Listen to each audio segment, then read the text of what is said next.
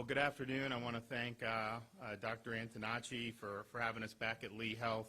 I was able to have a roundtable with some of the doctors and some other folks in the hospital, and got a really good update on what's going on here in Southwest Florida. What we're seeing, today, obviously a lot of news saying a huge number of quote cases. Really, nothing has changed in the past week in terms of we had a big test dump.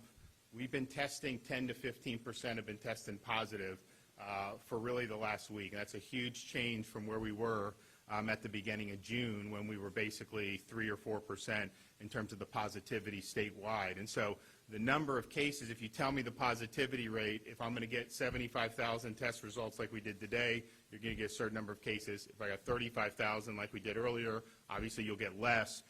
But that's really what we're seeing in terms of an increased positivity rate, which is one of the major factors that's driving the quote cases. The last week of May, the positivity rate statewide was about 3% of all test results that were coming in were positive, and so that was very good. I mean, obviously we saw the cases go up in March, throughout April, then start to decline, and then the positivity once we got into May, was really low and steady for all of May and then into early June. We started to see a little bit of an increase in the positivity that second week of June. Some of that was driven by some hot spots around the state, but then some of it was driven, particularly in the last 2 weeks, by a lot of community transmission, particularly from the younger demographic. I will talk about that in a minute. So that case positivity, particularly in the last week, has trended up. It started creeping up the second week of June, but then the last 2 weeks has gone up. We obviously liked where we were, throughout all of May and early June in terms of the positivity better.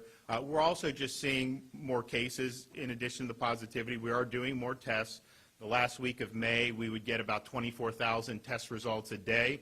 The last 7 days, we've gotten 45,000 test results a day. So that's a pretty good clip in terms of getting test results in. And of course, if you have a stable positivity rate, the more tests you do, obviously the more cases you'll discover. If our positivity rate was back down in the 3, 4, 5% range, we would definitely be getting more cases today than we were in May, just simply because we're testing more. So higher positivity, more number of tests. And then really probably the most significant change we've seen is a radical change in the median age of people who are testing positive. When we started at the beginning of March, really starting to test, the median age was in the 60s. Half the tests positive were people 60 or over. Started going throughout most of April and May, usually in the low to mid 50s. And then really in the last 2 to 3 weeks, you've seen a dramatic decline. First it went to like 38, 37. Now it consistently is 33, 34, 35. And so if you have a day where you have a median age of 33, it means half of the positive test results that come in are under that age. And so you're talking about a lot of people in their 20s, in particular, early 30s.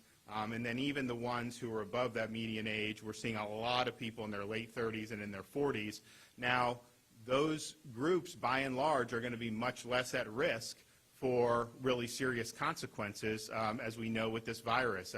In the state of Florida, we've had, I think, about 86% of all the COVID-related fatalities have been in the age group of 65 or older, and there have been more COVID-linked fatalities over the age of 90 than there have been under the age of 65. So by and large, when you're talking about folks 55 and under, but certainly 35 and under, you're talking about a much less of a risk group. Now, of course, if you have significant conditions, this is something that could certainly aggregate that.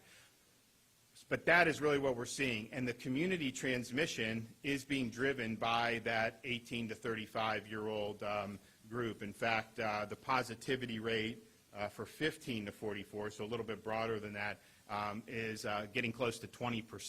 So that's a lot different than where we were at the beginning of June. And if you go from June 1st until now, the number of cases from 25 to 34 have almost tripled. just in less than a month now. So that's a really, really big group of folks. Part of, I think, the message is most of these people are asymptomatic. Most of them, if they do have symptoms, will be so mild that they would not even need to seek medical attention. But you are somebody that would potentially be able to spread the virus to more vulnerable groups. And so we want to send the message to folks, in the younger demographic to understand that while this may not be affecting you negatively at the minute if you're carrying it, by passing it along to folks who may have some health issues or may be advanced in age, that really could affect them very much. And so we just want to continue to remind people that. When we started doing things in March, the goal, remember, was to, quote, flatten the curve. We wanted to preserve the healthcare system and its resources from being overwhelmed by the results of the virus. And, Florida was able to do that. I mean, we were predicted to have hundreds of thousands of hospitalizations by the third week of April. We had a small fraction of that. What that is, now, when you flatten the curve, you don't have less infections necessarily. You just spread them out over a longer period of time. But I think what it's allowed us to do, and I think Larry can talk about it as well, is we're in a much better position to be able to handle what would come down the pike. Remember, in March, there was a question about whether there would be enough PPE for folks in hospitals to be able to do. PPE is much better shape today than it was in March and April. In March, we didn't even know sometimes you wouldn't even be able to test people. The tests weren't widely available. They were usually only reserved for people that were symptomatic and that were older. Well, now we have mass testing. Obviously, that's one of the reasons we're seeing a lot of positive cases in the younger asymptomatic group, because you don't have to have symptoms to go get a test. Well, hospitals can test anyone coming in. When someone comes in for a procedure, if they're going to be hospitalized for something other than COVID, they're still being tested for COVID. And so you have the ability to do that in a way that just wasn't present in March. There's also better treatments, better ways to deal with patients. I think the physicians have learned a lot. You do have things like remdesivir that's being used that I think is proven to have some positive effects, which is very, very good. And then it's also given us time to do even more to protect residents of long-term care facilities. So here at Lee Health, they have one of a number of facilities around the state which the state has really worked to help set up in conjunction with systems like Lee Health, as well as with other skilled nursing facilities, to have COVID-only nursing facilities, so that if you have an outbreak at a long-term care facility, not all of those patients will require hospitalization, but if they're contagious, you don't want to leave them in the nursing home and then make the outbreak worse. So you have a place here at Lee Health. There's other places around the state where those folks can be put and have a safe place where they'll be able to be isolated, and that's a really, really good thing. So we do have that, and so it's certainly way better shape in terms of handling this than we were at the time. We've heard a lot about social distance over the last few months. Well, I guess most of the last few months. There was a couple weeks period there where people weren't talking about it when you had some big gatherings out there. But to me, given what's going on with the younger demographic, seeing how you have more spread amongst people under the age of 40, it's really important for folks who may be in some of those vulnerable groups to really understand that you're seeing more community transmission amongst the younger groups. Most of them are probably not going to present with symptoms, and certainly not with very serious symptoms. So continue to be vigilant, continue to avoid crowds, continue to avoid contact with folks outside the home as much as you can. Most folks and the seniors in Florida have done a great job of doing that. Now, obviously, as we got into May and we had a very low caseload, low positivity, got into June, COVID kind of fell off the headlines. I think people were naturally just wanting to get back into a normal swing of things. Well, now you still want to be vigilant, particularly with a lot of younger carriers out there. So that is something, if you're 65 or older, if you're medically vulnerable, please take the steps necessary to limit that type of close contact. But I'd also say for those who may be in the low-risk groups, understanding that it may be circulating among some of your friends, you have a responsibility to be careful if you're in contact with somebody who is more vulnerable. The state and Department of Health, we've been stressing avoiding the 3 C's, which are closed spaces with poor ventilation, crowded places with many people nearby, and close contact settings such as close-range conversations. And obviously, if you have all those, if you're at a private home, packed in, no outdoor air, a lot of people shoulder to shoulder, and then a lot of close contact touching or talking, that is going to be a bigger risk for transmission. Now, one of the things you're seeing throughout the country, really from coast to coast in the Sun Belt, is you're seeing more cases, particularly amongst young people, throughout the entire region. And I don't know exactly why that region as opposed to other places, but I think part of it may be as it gets hotter, people are going to want to go indoors more and be in the air conditioning. And the air conditioning is not going to be your friend when it comes to the virus. The virus can do much better in an enclosed, air-conditioned space than they're going to be doing in terms of outdoor activities. And so outdoors is your friend, the sunshine's your friend, the heat and humidity is your friend. So as you're doing different things, please keep that in mind.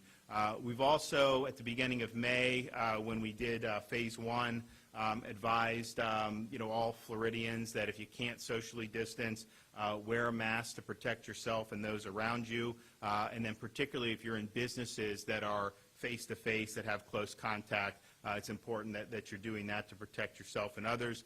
Continue to practice good hygiene. Wash your hands with soap and water for at least 20 seconds. And of course, if you're sick, stay home. Don't go to work. Don't go out and expose other people.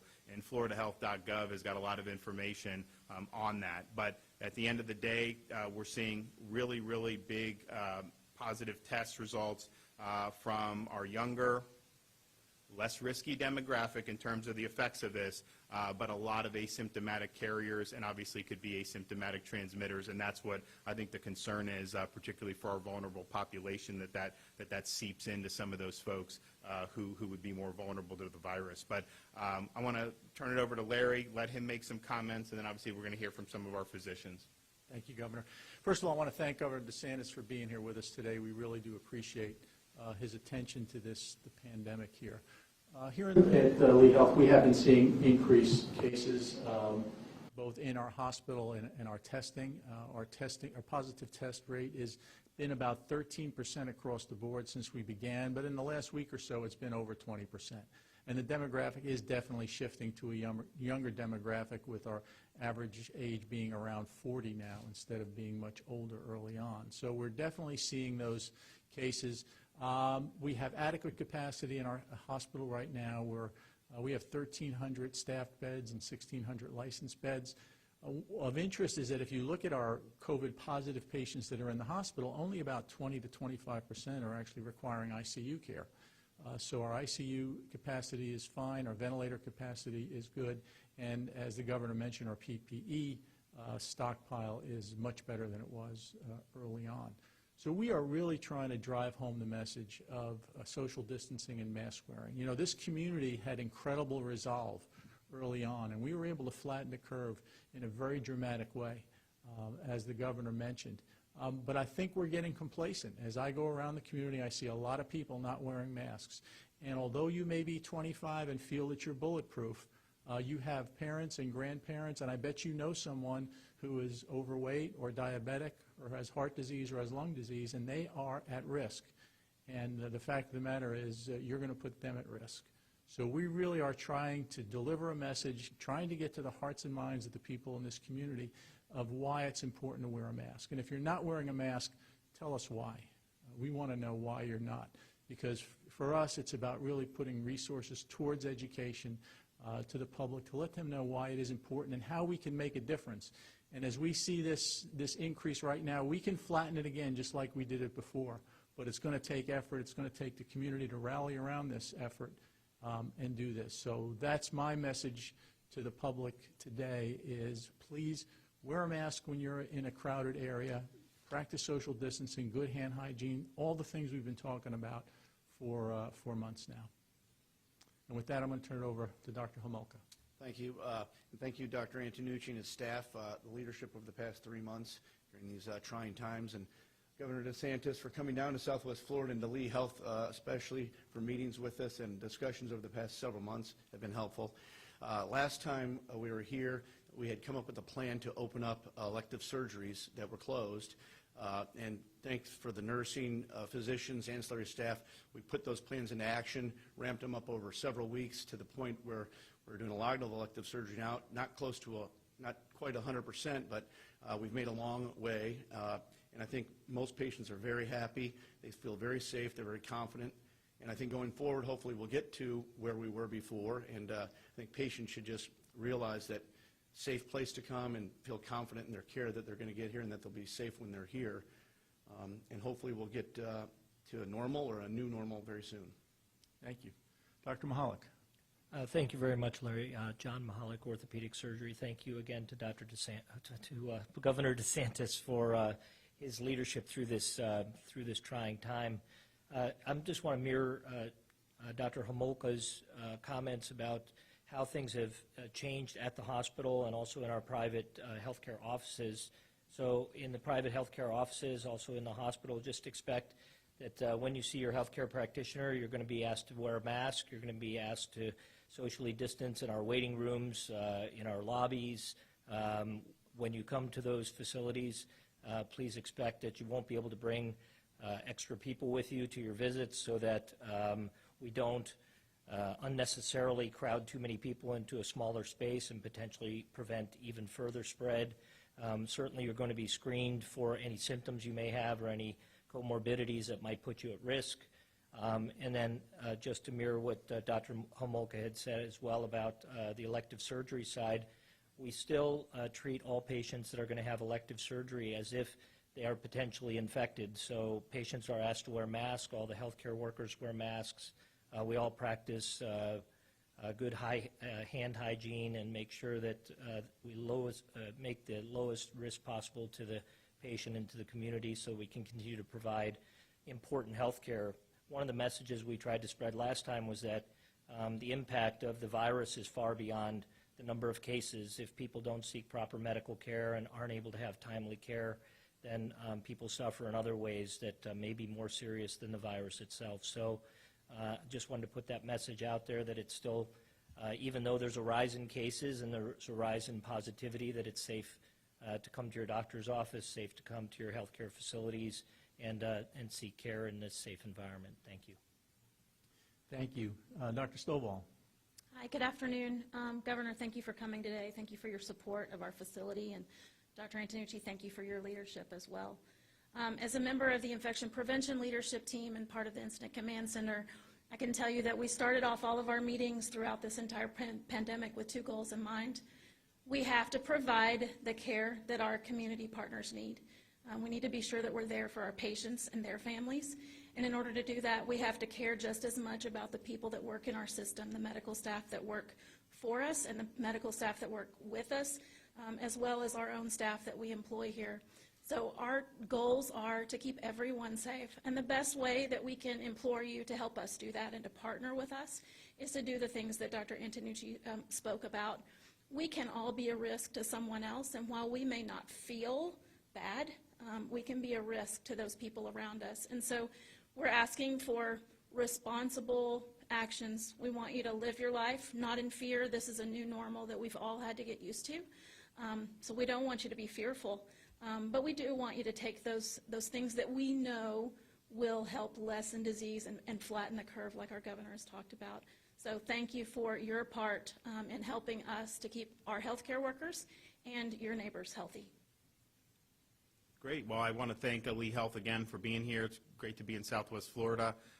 And just to underscore what Dr. Antonucci said about there was a great job done really all throughout the state of Florida. March and April had a tremendous May, very low, steady as she go positivity, low caseload, and even really into the first week of June. And then the last 3 weeks, we've seen it change. Well, I think now this is back in the news. I think people understand. And look, it was natural. It wasn't much. I mean, I would do press events in May. I would never be asked about coronavirus. It was about, all these other things. Now it's something that so I think people just naturally, just assumed it was behind us. Viruses don't necessarily just go away, and so I think we're seeing that now. So we have an ability to just do some very easy things, just be very vigilant, and I think it'll really make a big difference. And with that, take some questions. Governor. So the experts, first of all, Morgan Reiner with Wink News, good afternoon. The experts sitting next to you at this very table and across the country, across the world, agree that masks save lives. They stop the spread of the disease. Why not mandate it? Well, I don't think Larry is saying to mandate it. I think he's told me he thinks it's something that we provide education. We did an advisory at the beginning of May, and we've advised that that's something that can make an impact. At the same time, to do police and put criminal penalties on that is something that is probably would backfire. You have seen some localities require it. And they're going to have to figure out how they're going to use kind of the long arm of the law to enforce it or not. A lot of businesses will require when you're going in, and that's fine as well. But a lot of what we're seeing, I think, with like the younger people, if they're partying at somebody's house or something, they're probably not wearing masks. I mean, let's just be honest with that. And so we would need to to change the behavior there, which I think would be great. But at the same time, it's a little bit different. I think the businesses have done a good job. When people come in, creating a safe environment, and I think a lot of customers are going to want to see that, so they have every incentive to want to do it. So, we're going to continue to put out the messaging, we're going to continue to put out the guidance, and we're going to trust people to make good decisions. And then, another question here. Sarah Girard with Wink News. Do you, like the president, think that the economic impact, like unemployment and the stress this is putting on people, is actually more dangerous than the virus itself?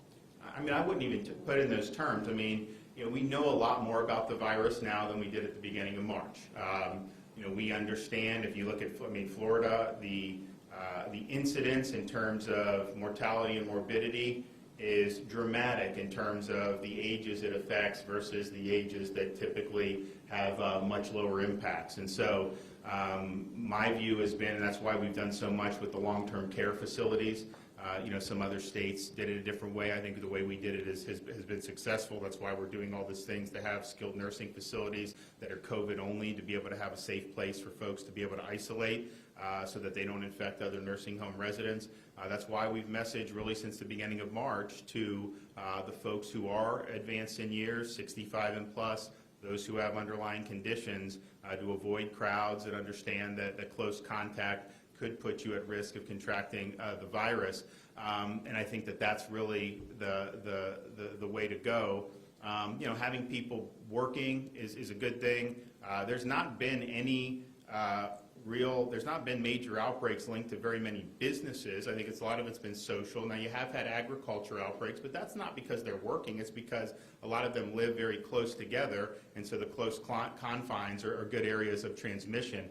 But, we went to phase 1 at the beginning of May, and we had the best COVID results we've ever had all through May and the beginning of June. I mean, positivity was low, the cases were low, so things were going really well. It showed that you could do things economically and continue to keep your eye on the ball with the virus. I think just what's happened since in the last few weeks is I think it's more just, people want to be social, they want to interact, and that's why you're seeing it so much with the younger folks who, quite frankly, aren't much less risk. I mean, and they want to interact and they understand the risks to them, so it's caused some spread there. But I think that the older folks have still been very vigilant, very cautious, and have really taken efforts to protect themselves. And I think that's what they should be done. What about the impact on bars? Jessica with NBC here, and you mentioned that there's been a bit of a testing dump, that more people are being tested, and that there's more younger asymptomatic people who are being tested positive. But also in the last few weeks, we have seen our hospitalizations go up. We've also seen our caseloads consistently go up the past few weeks as well, and we're quickly becoming a hotspot. So why aren't you doing more now to address this problem, like Texas has also done, to try and put the problems there? Why aren't we seeing that here? Like what? What do you mean? Why? What did Texas do? Well, Texas is pausing their reopening. They've added more limitations at places like bars and outdoor gatherings. Did you see what the DBPR secretary did this morning? I did, absolutely, but... Okay, well, so Texas did that, and then they just did that. So what else has Texas done? Well, look, there's a Twitter hashtag right now with people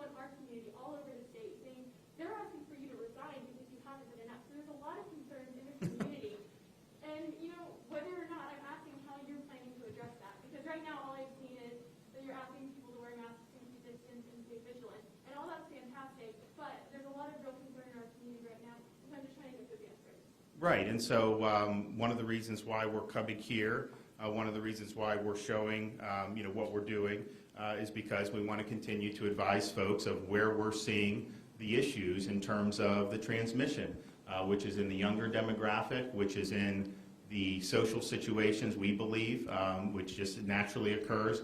You did see major action taken by DBPR, and that you didn't admit that until I told you about it. And then you've seen other things that are going to continue to be done. These nursing facilities that we've done.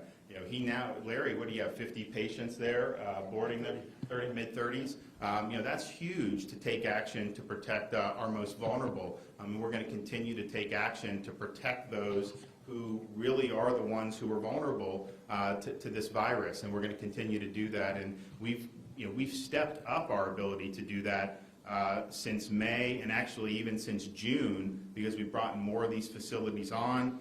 That's what you want to do to keep people safe. But I want to see the positivity rate go down, but at the same time, an individual case, to me, I've said from the beginning, is not the most important thing to look at, because as you see the cases shift younger, that's not going to be as significant clinically as if you have nursing home outbreaks or outbreaks amongst elderly who are going to be more vulnerable.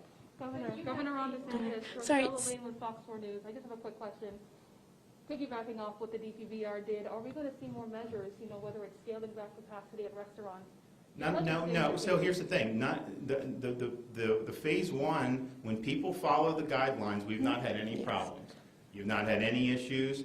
The reason why DBPR took it is because you had people that weren't following it. There was widespread noncompliance, and that led to issues. And so folks just follow the guidelines. We're going to be in good shape. When you depart from that, then it becomes problematic. And so I think that's been clear from the beginning. Remember, beginning of May, we went to this. You didn't see any problems. Very, very good, solid May. Beginning of June, now you started to see more. But part of that is less business than it is social interactions. Governor. So we've been talking Let's give it to Evan Dean with NBC2 here. You said that we want to trust people to make the right decisions, follow the advisories, wear masks, but it also said that people haven't been complying with the guidelines. Younger people aren't wearing masks. Can people be trusted to do the right thing and wear a mask voluntarily? So I think that I think when people saw this fall off out of the news, May wasn't as big, at least in Florida, people weren't talking about it as much. Then you had 2 weeks of protests where nobody was talking about it really. It was like coronavirus was no longer here. I think that people looked at that and decided, let's kind of, we're back to normal. Let's kind of go back and do our thing. And I think now people understand that you still need to be able to do the basic social distancing and just take the basic precautions to be able to protect yourself, but particularly your family members. I mean, that's really something that's very, very important. And there's been areas where, for example, we had a 10-person gathering mandate, a limit, a prohibition in place statewide until I believe June 4th. Were there gatherings bigger than 10 people going around? Did you ever see that? Yeah, I think you did. They're still in place in South Florida. I know you've seen a lot of big gatherings there. And so the idea that you're just going to mandate and selectively prosecute people, I don't think that that's necessarily going to work. I do think what will work is, consistent messaging, letting people know what they can do to help protect themselves and to protect others. And then you obviously can have local folks, if they want to do different ordinances. Quite frankly, there's parts of Florida where it just wouldn't make sense. Because you don't have the same cases. It's not something where the incidence is as high, and I think it would present some problems. You've also had some sheriffs come out saying they won't enforce any types of those mandates. So I think at the end of the day, we advised it, almost 2 months ago. We've continued to do it, and I think that's the better approach than to try to prosecute someone criminally for it. Governor, do you have any reaction to the quarantine measures that have been put in place by other states for people traveling from Florida to, say, New York, New Jersey, Connecticut? Do you agree with those measures? Are you concerned it might hurt tourism because people might not want to come here? Well, look, when we did that from New York, we were in a situation where most of the people fleeing there were going to southern Florida.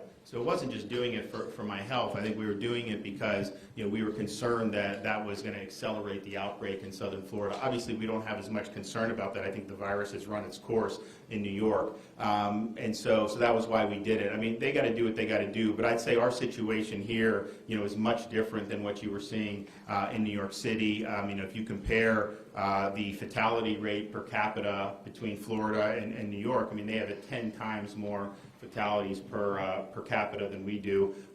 We are testing a lot of people. Obviously, we're getting a lot of younger asymptomatic people testing positive, but in terms of the disease burden, it was much different there than it is here. Now, obviously, we want to continue to work to have fewer folks in that younger demographic test positive. We are working on that. I know folks throughout the state are working on that as well. But that's a different problem, I think, than what you saw earlier. And I think they did a thing with the Vice President, Dr. Birx, today, talking about what's going on in the Sun Belt, and just pointing out, we've seen a lot of dramatic case increases. We've not necessarily seen, as dire clinical consequences as you saw in those areas, and she made the point that it is a little bit different. So, but we are very much in the fight, as we've been the whole time. We have great capacity with our healthcare system. Not only here, what Larry has around the state, very, very good. They're well positioned to help people, if they need help. We have the adequate PPE. We have mass testing. Anyone that comes in the hospital can get tested now. The treatments have been a lot better, and we've done even more to protect the most vulnerable in our long-term care facilities. And so, much better position now to be able to help folks to the extent that they would need help. But obviously, we want to make sure that we're taking the measures like they did the first time, going through March and April. And at the end of the day, folks understand the issue now. They understand it's back. They understand that it's something that we've got to deal with, and I think a lot of people are going to want to do that. So I really appreciate folks like Lee Health, what you've done to put forth a very strong, consistent message to the community, and we're going to continue working with them and other folks to make sure that the message continues to get out, and that folks will will heed some of the advice. A lot of this stuff is very simple. These are not earth-shattering actions that need to be taken. A lot of simple actions can go a very long way, and particularly for folks who may be in those younger demographics, it can make a big, big difference.